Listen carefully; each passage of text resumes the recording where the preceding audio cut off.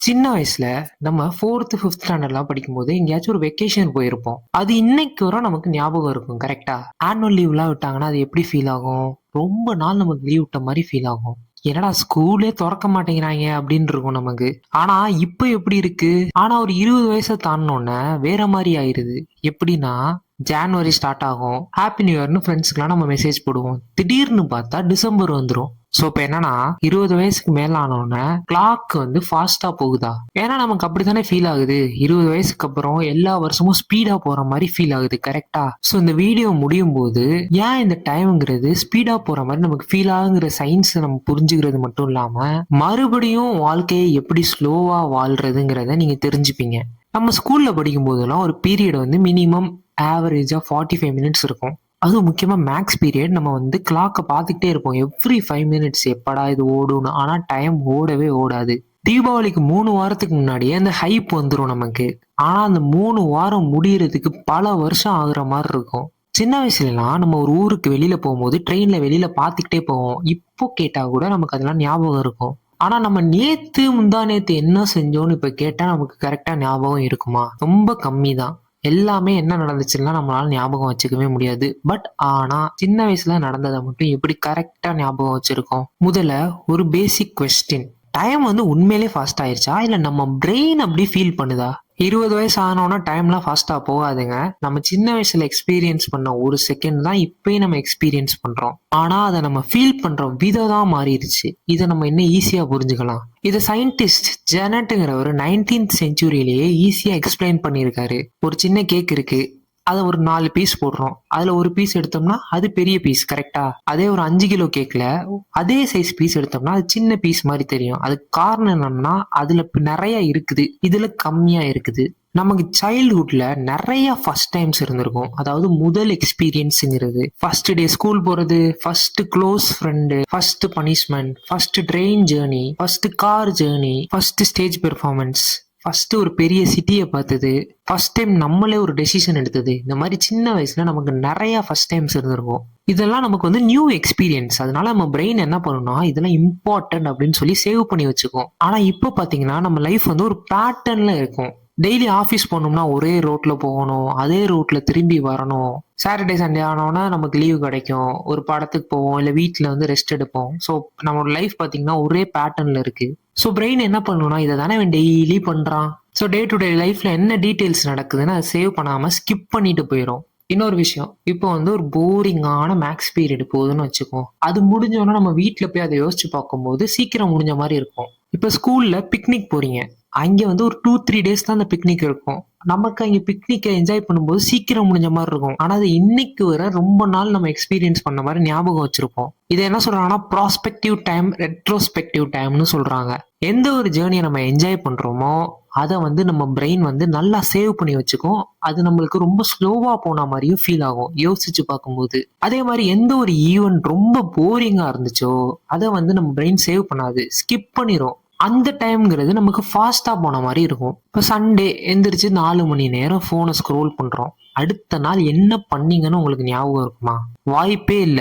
அது சண்டே. நீங்க ஒரு ஃப்ரெண்ட்ஸோட போயி என்ஜாய் பண்ணியிருந்தீங்கன்னா, அது அப்படியே டீட்டெயில்டா உங்களுக்கு ஞாபகம் இருக்கும். ஆக்சுவலி அட்டென்ஷனுக்கும், டைமுக்கும் ஒரு டைரக்ட்டான கனெக்ஷன் இருக்கு. நம்ம மணிய பார்த்துக்கிட்டே இருந்தோம்னு வச்சுக்கங்களேன், டைம் ரொம்ப ஸ்லோவா போகும். அதே இப்ப நீங்க ஃப்ரெண்ட்ஸோட ஒரு கிரிக்கெட் விளையாட போங்க, இல்லாட்டி ஒரு படத்துக்கு போங்க. எப்புட்றா 2 மணி நேரம் போச்சு, 3 மணி நேரம் போச்சுன்னே தெரியாது. அந்த ஸ்டேட்ட சைக்காலஜிஸ்ட்லாம் என்ன சொல்றாங்கன்னா, ஃப்ளோ ஸ்டேட் அப்படிங்கிறாங்க. நம்ம ஃப்ளோ ஸ்டேட்ல இருக்கும்போது, பல மணி நேரமே பல நிமிஷங்கள் மாரி நமக்கு ஃபீல் ஆகும். இப்ப ஃப்ரெண்ட்ஸோட போய் 4 மணி நேரம் கிரிக்கெட் விளையாடுறீங்க. ஆனா அது முடிஞ்சோன தான் தெரியும், நீங்க 2 மணிக்கு வந்துட்டு 6 மணி வரை கிரிக்கெட் விளையாண்டுருக்கீங்கன்னு. ஏன்னா நீங்க அப்பதைக்கு ஃப்ளோ ஸ்டேட்ல இருந்திருப்பீங்க. இப்ப நான் உங்கள்ட்ட ஒரு கேள்வி கேட்கிறேன். போன வாரம் உங்க வாழ்க்கையில என்ன நடந்துச்சுன்னு சொல்லுங்க. மண்டே வேலை, டியூஸ்டே அதே வேலை, அதே ஃப்ரைடே வர வேலை, அப்புறம் சாட்டர்டே, சண்டே ரெஸ்ட் எடுத்தோம். இல்ல எங்கேயாச்சும் பக்கத்துல போயிட்டு வந்திருப்போம். திருப்பி சண்டே நைட்டு அடுத்த வாரம் என்ன நடக்க போகுதுன்னு இப்பவே நம்மளுக்கு ப்ரெஷர் ஆயிரும். ஸோ ஒரே விஷயத்த நம்ம டெய்லி பண்ணிட்டு இருக்கும்போது நம்ம பிரெயின் அதை வந்து டீட்டெயிலா ஸ்டோர் பண்ணி வைக்காது. இந்த ஒரு ரீசன்னால தான் நமக்கு பெரிய புள்ளையானோன டைம் ரொம்ப ஸ்பீடா போற மாதிரி ஃபீல் ஆகும். சின்ன வயசுல நம்ம நெறைய ஜர்னி பண்ணியிருந்தனால, நமக்கு அது எல்லாமே சேவ் ஆயிருக்கும். அது இன்னும் நமக்கு ஸ்லோவா ஃபீல் ஆகுது. அது மட்டும் இல்லாம நெறைய ஃபர்ஸ்ட் டைம் எக்ஸ்பீரியன்ஸஸ் சின்ன வயசுல இருந்திருக்கும். இந்த ஒரு ரீசன்னால தான் நம்ம ஃப்ரெண்ட்ஸோடலாம் வெளியில போகணும், ஃபேமிலியோடலாம் டூர் போகணும். இதெல்லாம் பண்ணோம்னா நமக்கு திருப்பி மெமரியில இதெல்லாம் சேவ் ஆகும். டைம்ங்கிறது ஸ்லோவா ஃபீல் ஆகும். ஒரே விஷயத்த திருப்பி திருப்பி பண்ணிட்டு இருந்தா பிரெயின் ஆட்டோமேட்டிக்கா ஸ்கிப் பண்ணிட்டு போயிட்டே இருக்கும். அதே மாதிரி நம்ம பிரெயின் வந்து எமோஷனல் மொமெண்ட்ஸ் எல்லாம் நல்லா சேவ் பண்ணி வைக்கும்னு சயின்டிஸ்ட் கண்டுபிடிச்சிருக்காங்க. நீங்க நல்லா பார்த்திருக்கீங்களா? உங்கள வந்து ஒரு பைக்கோ, காரோ இடிக்கும்போது, அத நீங்க இன்னும் கரெக்ட்டா ஞாபகம் வச்சிருப்பீங்க. என்ன நடந்துச்சுன்னு. அது அப்படியே உங்களுக்கு ஸ்லோ மோஷன்ல நடந்த மாரி ஃபீல் ஆகும். அதுக்கு என்ன காரணம்னா, நம்ம பிரெயினுங்கிறது எமர்ஜென்சி சிச்சுவேஷன்ல ரொம்ப அட்டென்டிவா இருக்கும். இதனால தான் ஒரு family moments, family dinner, family function, ஒரு நல்ல ஃப்ரெண்டோட பேசிக்கிட்டு இருந்தது, டிராவல் பண்ணது, இதெல்லாம் நம்ம பிரெயின் வந்து இந்த எமோஷன்ஸ் கலந்தனால நல்லா சேவ் பண்ணி வச்சுக்கும். உங்களுக்கு ஒரு ஹானஸ்ட் கொஸ்டின். இன்னைக்கு Instagram, YouTubeல எத்தன ரீல்ஸ் நீங்க ஸ்க்ரோல் பண்ணியிருப்பீங்க?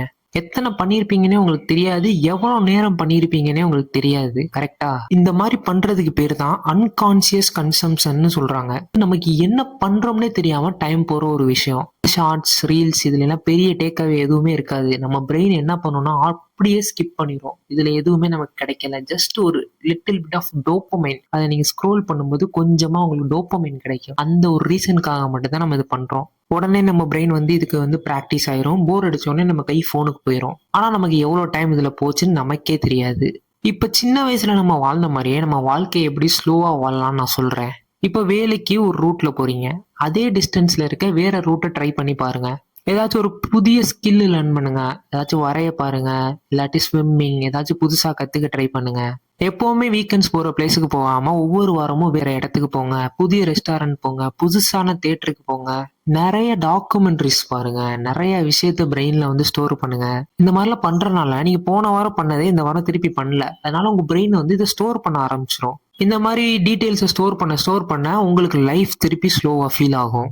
அட்டென்ஷன் அந்த இடத்துல இருக்கணும் நமக்கு எப்பவுமே. அதாவது சாப்பிடும்போது ஒரு ஃபோன் பார்க்குறது, சாப்பிடும்போது டிவி பார்க்குறது அதெல்லாம் இல்லாம ஒரு ப்ராப்பர் அட்டென்ஷன் இருந்தா தான் சுத்தி முத்தி நமக்கு என்ன நடக்குதுன்னு தெரியும். அப்படி தெரிஞ்சா தான் நம்ம பிரெயின் அதெல்லாம் நோட்டீஸ் பண்ணி சேவ் பண்ணும். டீட்டெயில்ஸ எவ்வளோக்கு எவ்வளோ நம்ம பிரெயின் சேவ் பண்ணுதோ அப்பதான் நமக்கு டைம் ஸ்லோவா ஃபீல் ஆகும். ஆனா நம்ம பண்ணதே திருப்பி பண்ணிக்கிட்டு இருந்தோம்னா நம்ம பிரெயின் என்ன பண்ணும்னா இவன் ரெப்பிட்டேட்டிவா இருக்கான்னு சொல்லிட்டு ஸ்கிப் பண்ணிட்டு போயிட்டே இருக்கும். அம்மா அப்பாவோட ஒரு மீல், ஃப்ரெண்ட்ஸோட ஒரு நல்ல கான்வர்சேஷன், ஏதாச்சும் ஒரு செலிப்ரேஷன், அந்த மொமெண்ட்ல போனை மறந்துட்டு லைஃபை வாழணும். அந்த மெமரிங்கிறது நம்ம பிரெயின்ல போய் நல்லா சேவ் ஆகும். அது இன்னும் ரிச்சரா சேவ் ஆகும். பேசிக்கலி நான் என்ன சொல்றேன்னா, நீங்க சின்ன குழந்தையா இருக்கும்போது என்ன பண்ணீங்களோ அதையும் இப்பவே பண்ணுங்க.